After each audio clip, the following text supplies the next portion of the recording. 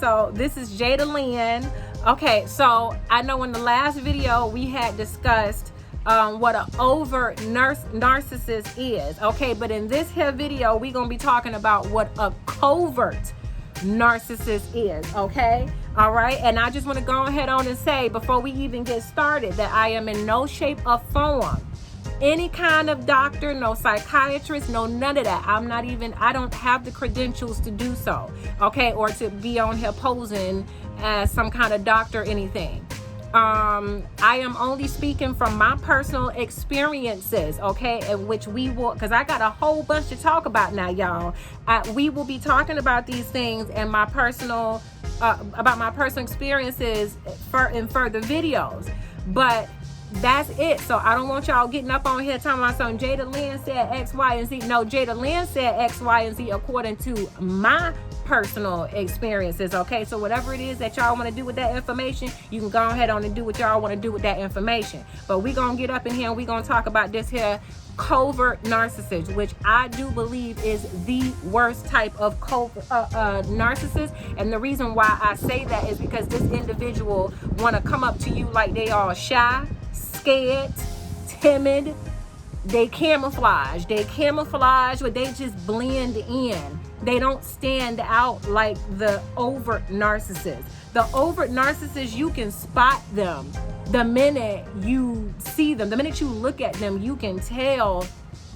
I heard somebody on YouTube, I don't know who on YouTube was saying it, but I heard somebody on YouTube say something about an overt narcissist is a person who, you know, snaps their fingers at the bar, at not the bartender, but the waitress, and it's like, yeah, you there, yeah, come on, yeah, come on, yeah, that person who speaks to a person like that. Okay, so you can spot a overt narcissist, okay, because they're over the top. They just over the top. Okay, that's they're called overts. They're loud and just out there and extra for no reason. They're arrogant. But a covert narcissist is somewhat very timid. They're shy.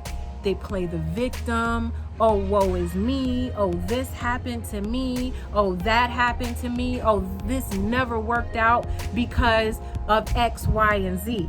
This never worked out for me because of that. Or this person kept me from getting X, Y, and Z. But at the end of the day, it be their fault, but they don't want to take accountability for it. In fact, none one of the narcissists want to take accountability for what it is that they do. They have to put the blame on somebody else. You hear what I'm saying? The covert is a person who will look you right in your face and be like, I need, X, Y, and Z to get X, Y, and Z. I wasn't able to get X, Y, and Z because X, Y, and Z did this. You know what I'm saying? Like, it's always, they will come to you in the most timid way. They will come to you in the most shyest way. You would never even think that there's nothing wrong with these folkses, but it's everything wrong with these folkses. Everything. My thing is that they don't take accountability for none of their actions. They just don't. They don't, y'all. They don't. It's always somebody else's fault. Okay, and let me give you here an example of a covert narcissist. Now, the covert narcissist that I was with, this individual said that he was, he was into music and everything. The same thing, the same way how I am. In fact, I was introduced to him that way, but he said that he was getting ready to, get signed to this record label or whatever. And, they was working with these folks. It was him and a group and another girl. Okay. And supposedly this girl ran her mouth to the CEO of the record label. She didn't know who she was talking to, supposedly didn't know who she was talking to on the phone. But as far as I'm concerned,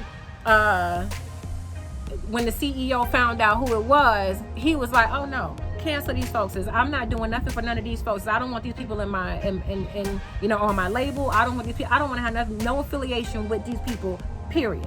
Okay. As far as I'm concerned, that story wasn't true. You hear what I'm saying? The roles were flipped, and we gonna talk about that later on, because I done already told y'all I got a whole bunch to talk about, because I done experienced a lot.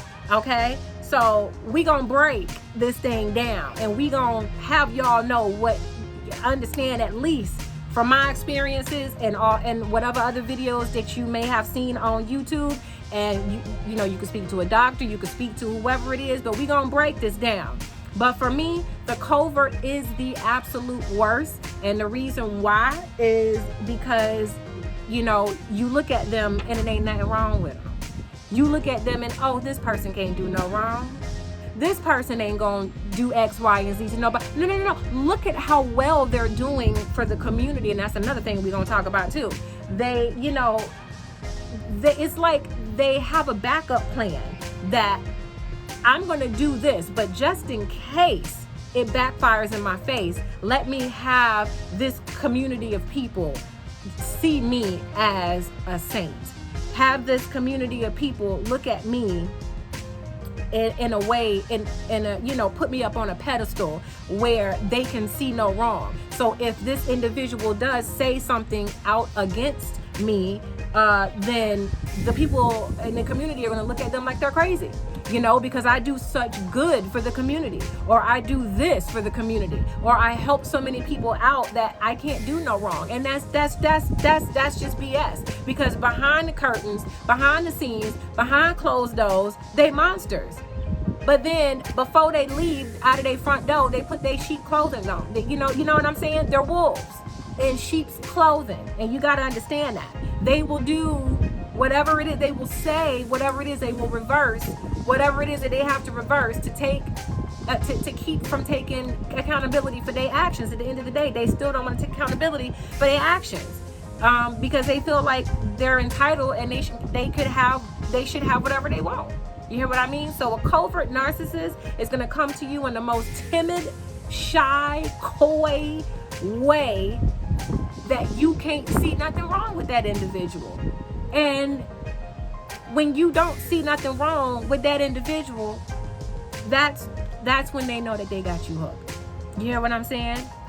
And when it's people like pure-hearted individuals like yourself or myself who have feelings, you know what I mean? They want to come up in here and just start all kinds of damage, because they know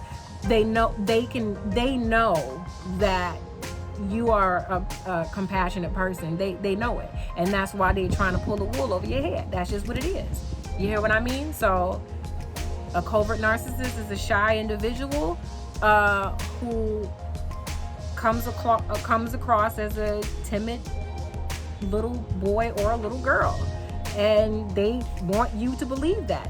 But they do everything in the most passive way. They just do things underhandedly. You know what I'm saying? They're not out there like how the overt is. They're called coverts, you know, because they're undercover.